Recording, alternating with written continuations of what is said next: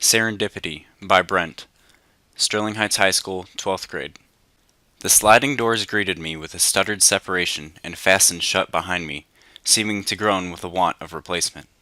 Busied moms were rummaging through the clearance section for deals and bargains while the camera peered at me with its unblinking eye.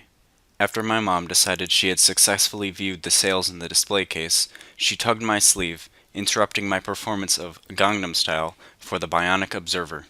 We walked a path I'd walked many a time, past everything I cared nothing about, but this arduous journey was required to reach such a valued treasure. Boxes and boxes of bricks, characters, and potential lined the walls, each containing a story or adventure.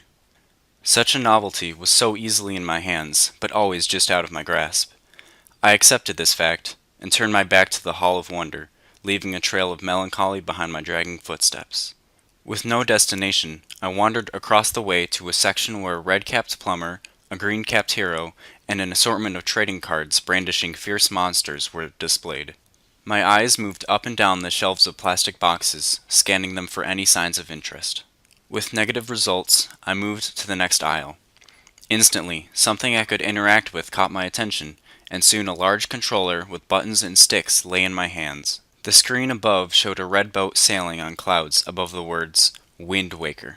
I pressed a button and received a response of joyful tones as an island fell before me, coated with swaying palm trees and elaborate wood houses. An ocean of infinite size and mystery surrounded everything, indicating that this island was just one of many to explore in this vast world.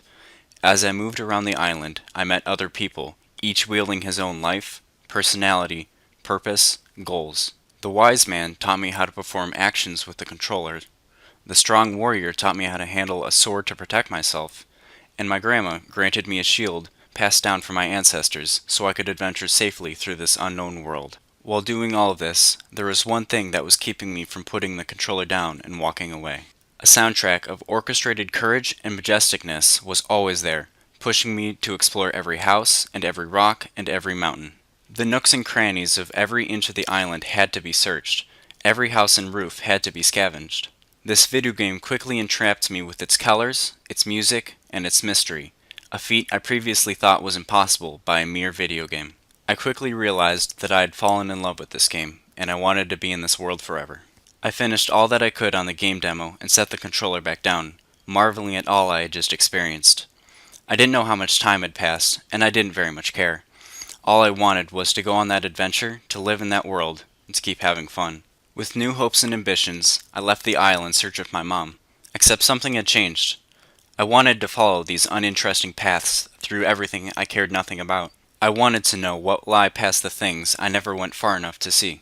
I started a new journey to find my mom, not knowing that my adventure was just beginning.